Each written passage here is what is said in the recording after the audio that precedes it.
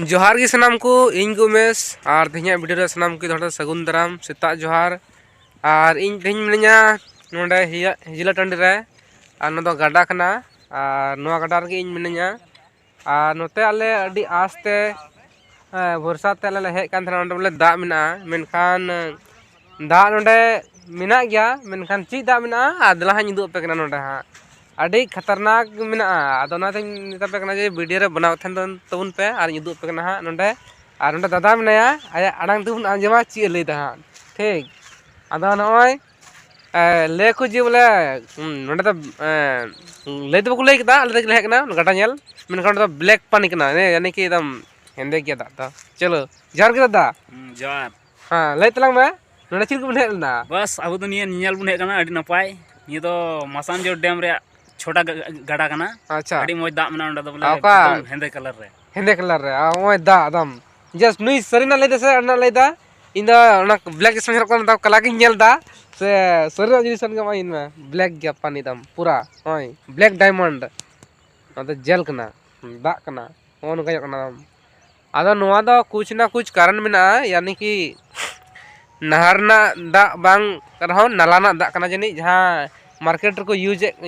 कते नते दा हजु कान जैसे नाली ना दा ओना दा कान गया ना इते नुका दो मिना कदा चलो अदो नोंडे सफल ले मेने कान तना डबरत ले मेने कान तना मेनखान दा रना इते नोंडे बले डबरत कना चला हयु हां अंडे की जहां हिलटन रे मेना नल मेना ओंडे खान डबरत दो हयुआ और निया कना तनो वीडियो बनाव होइना जे बोले पूरा दा दो पूरा दूषित गया और डबरा कते हो ना दा दो बेकार गया और बांखान नुका बडाय कना जे बोले निंदा अयुब रातने ले हेलन खान और नुका बडाय को जे बोले दा नुका मिना और खा निंदा दो हां बांग बडाय थांग दा चिलका मिना बनुआ डबरा को ले जन इनका कते की अदो जाव नितो बोले सेता कान थना हेनले और ले नेल कता जे बोले दा दो बांग मजा और बांखा निंदा दो जनी बांग मजा ओनारा बने डबरा को जनी और ले चलाव को और बडाय को जे बोले ना ये दा डबरा को ना नोआ गंदा दा रे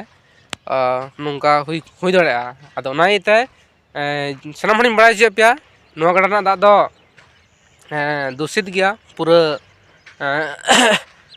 पूरा नली ना दा हजु कना ओना इते बांग मजा दा दो और नो नुका अपनेले कन गया गडा रे मिनिया नितो हाने मरांग गडा उसार के पूरा गडा के गडा और हंता गितिल मिना और हाने हंते तो हाने हिजिला बुरु कना नेलो कना हिजिला गडा रे मिनिया और उनका हाने और सीता कना नितो तो हाने सिंग चांदी हनी रकाब कना